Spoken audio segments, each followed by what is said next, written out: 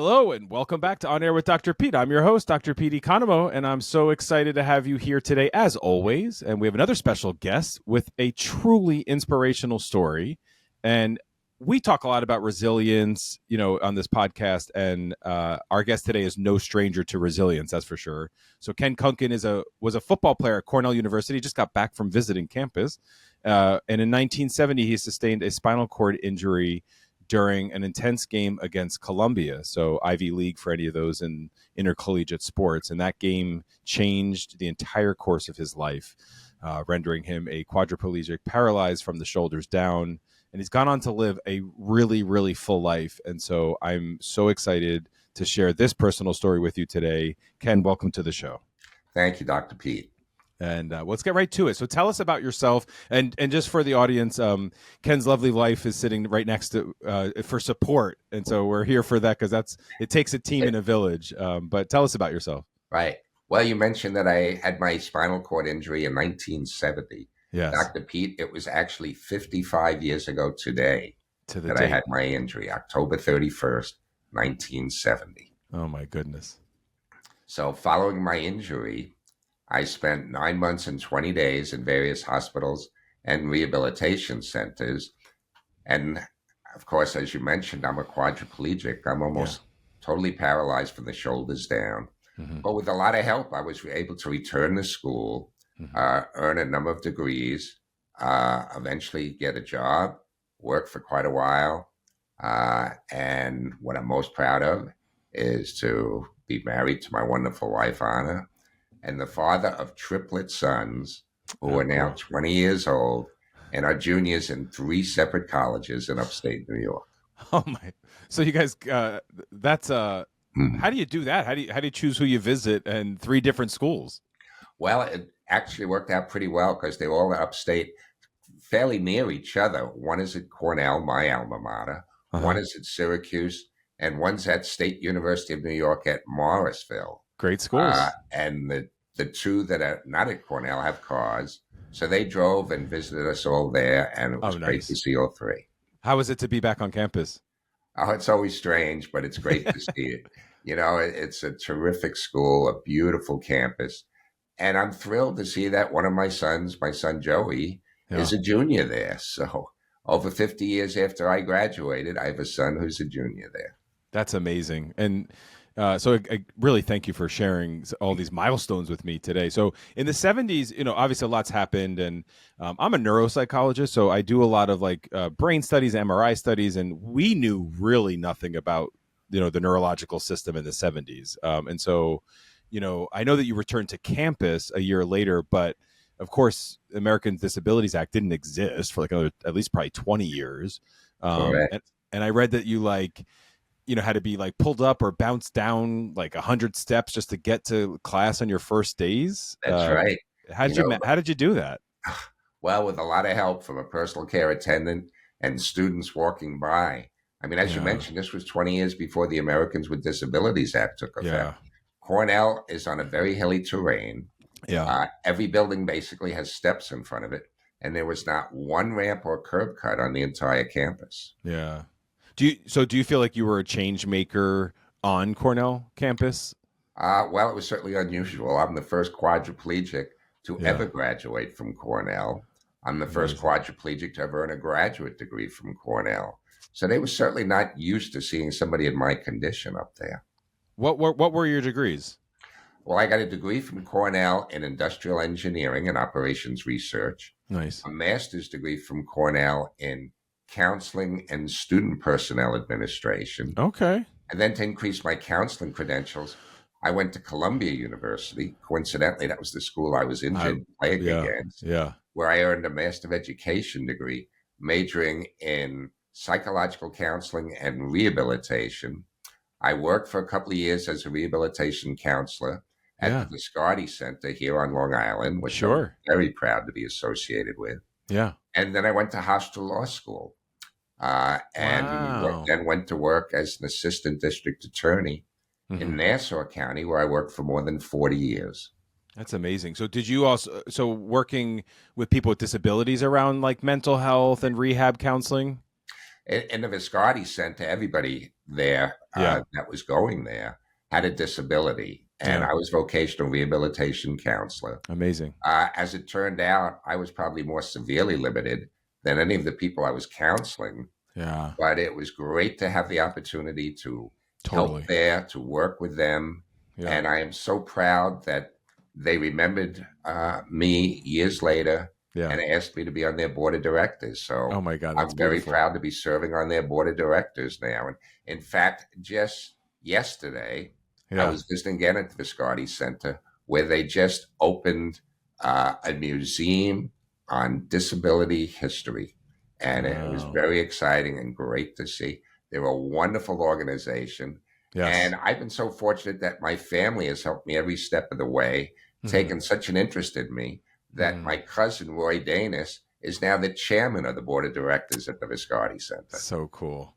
It's such important work, so we're saying like the times have changed. Like you've really in 55 years is the anniversary today, and I mean all that you've seen around America, the ADA and sort of the impact that this had. I was actually on the licensing board in New Jersey, which is for LPCs and LRCs. LRCs, I don't know if they had that in New York, which is the rehab counselors.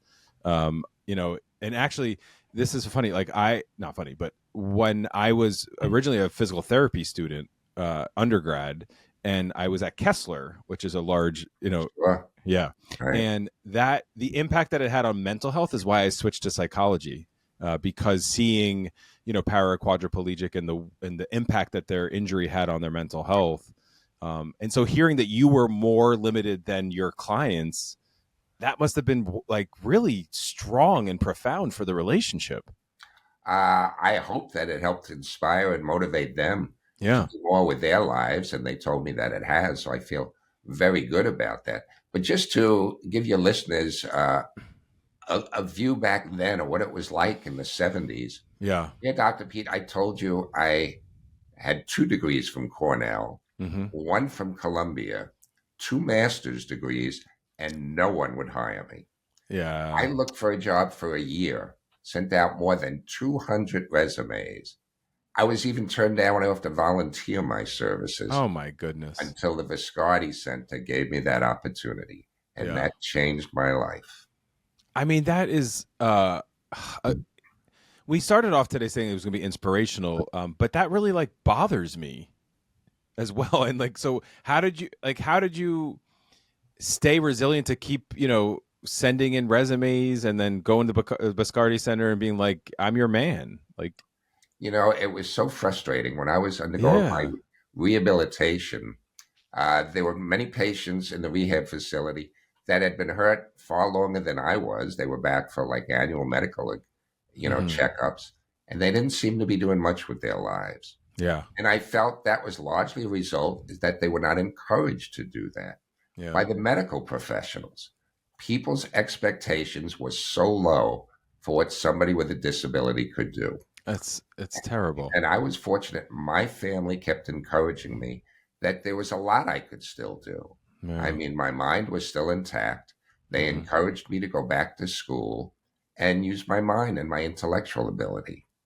And Wow. they helped inspire and motivate me to do more with my lives.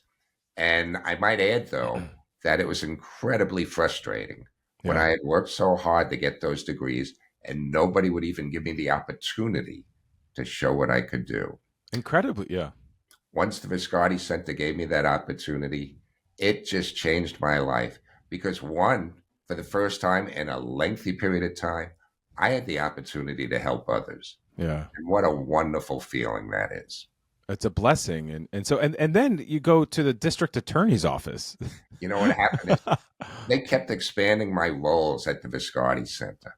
Yeah. And one of the duties that they gave me was to speak before conferences and organizations concerning non discrimination and affirmative Mm. action for people Amen. with disabilities. Yeah. And after my talks, I would often be asked questions.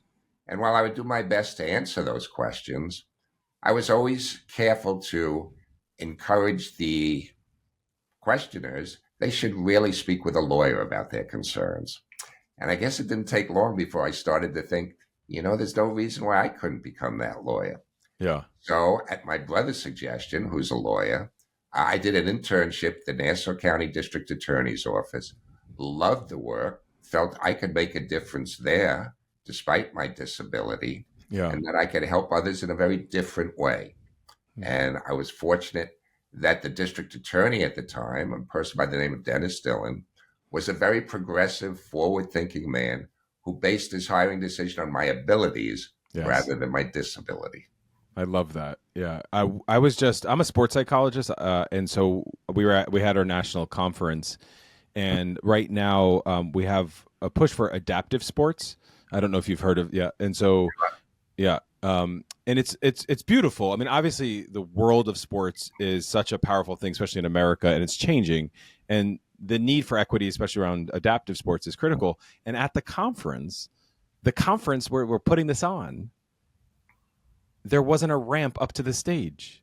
There was, and even like, and that was sort of, and one of my colleagues who was presenting, is a Paralympian, and she called it out, and it's like we have to name all this stuff, and so you've obviously been a pioneer in this. Like you've been naming this since the '70s. Right. I've really tried. And just to tell you a little bit more, at Cornell, the person that donated their art museum there, a person by the name of Johnson, when Yeah. that first opened, it had a lot of steps in front of it. He was in a wheelchair and it did not have a ramp. Wow. When I began my work at the district attorney's office, this was in 1982.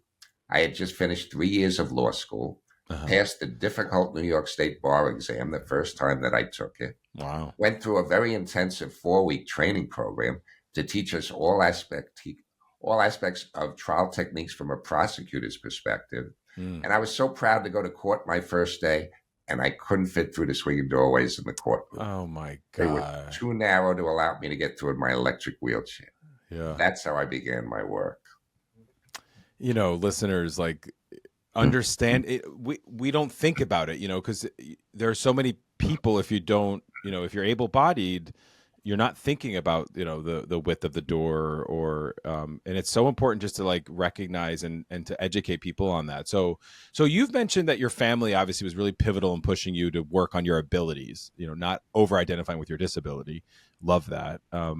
What else would you say kind of pushed you, and how else have you stayed motivated, in these last 55 years? Well, people kept encouraging me that there was a lot I could do to help inspire and motivate people.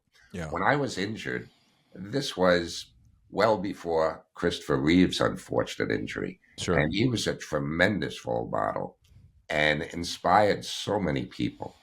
But when I was injured, I didn't know of any other role models that I could look to for Yeah. inspiration, motivation, and to assure me you can still do a lot with your lives. Yeah. So, I thought maybe I could become that role model.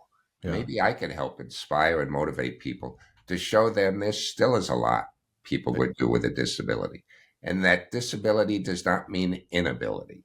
Right. And I was fortunate that Dr. Henry Viscardi gave me that opportunity to show what I could do. Yeah. And I've tried to devote my life to helping others now. Not try, Ken. You have. Thank you. Yeah, you have, absolutely. So, you mentioned Anna and your triplets. So, are you currently retired? Like, Yeah, I recently retired, and yeah. it feels great, but I've still been very active. I'm currently on the Viscardi Center Board of Directors. Mm-hmm. I'm on the Cornell University Council. Nice. While I live in Nassau County, I'm on the Suffolk County, a member of their Rehabilitation Society. And I've done quite a bit of motivational speaking, but now I've been doing a lot of podcasts to try and get the message across that there's an awful lot everybody can do if they're given that opportunity.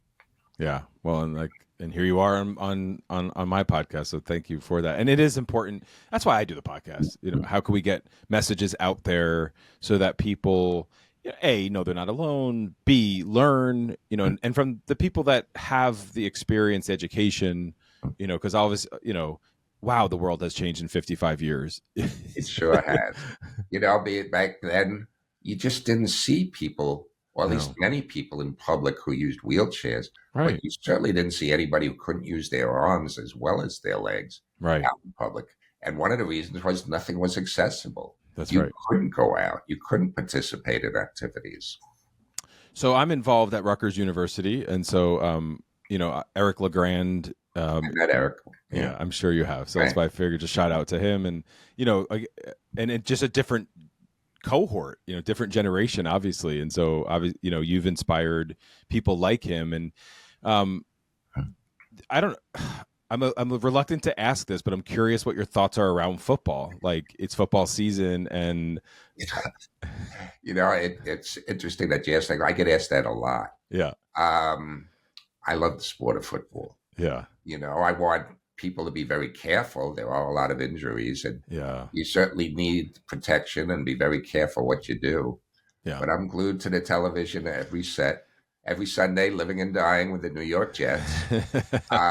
Interesting. When I went back to Cornell, yeah. none of the facilities were accessible. The one activity that I could still go to was to watch a Cornell football game. Wow. And, soon after my injury, while I was still in the hospital Hmm. and I was moved out of the intensive care unit and into a private room where I was actually able to watch a television, the first thing that I watched was a college football game. Yeah. So you have peace around that. I Yeah. sure do. Yeah. That's beautiful. You wrote a book a few years back. I Dream of Things That Never Were, the Ken Kunken story. So this was really like what inspired you for that, and because you've already been doing so much. So what was the motivation to get that done? Well, just about 6 months after my injury, I had the opportunity to testify before a United States Health Subcommittee chaired by Senator Edward Kennedy. Mm. And Mm. 8 days after my testimony, Senator Kennedy sent me a glass paperweight in the mail that had an inscription on it that he said his late brother Robert Kennedy liked very much. And Mm. the words on that inscription have always been very meaningful to me. The inscription read, "Some men see things as they are and say why. I dream of things that never were and say why not." So Mm. that's where I got the title of my book. And I thought that it would be important for me to share my story. Yeah. So hopefully it would help other individuals either going through similar problems, being faced with adversity or serious challenges in their lives. And maybe it would help inspire them and their families that there's an awful lot they could do. And once my children were born, I Yeah. thought this is a story that really needs to be shared. And I wanted my boys to know in detail exactly how helpful my family was Yeah. in bringing me to the spot I am today. And I might add, it's 55 years ago I had my injury. I'm leading a very happy life. I love I that. love where I am today. Yeah. Yeah. And these three boys, I mean, I'm sure that they're just, I would imagine, look, they're boys, so I'm sure they get annoyed every so often, but it really inspired, I would imagine, too, that they're just so proud of their dad. Thank you. They are, and they're great kids. Yeah. And I know they're dedicated to helping others as well whenever they can. Yeah. And I love seeing that. It's in the genes. Right. And of Yeah. course, I've been so fortunate that my wife, Anna, is the Yeah. most incredible person that I've ever met. Yeah. And she has helped me for the last 22 years we've been married. She's with me every step of the way. And I can't thank her enough for all she's done. That's beautiful. Yeah, that's really beautiful. So, if you had to give advice to listeners, because obviously, you've been through so much, you're really motivational. It's in this very brief time that I've gotten to know you, I feel inspired. So, what's advice you would give to some listeners? Well, part of it would be don't listen to the naysayers.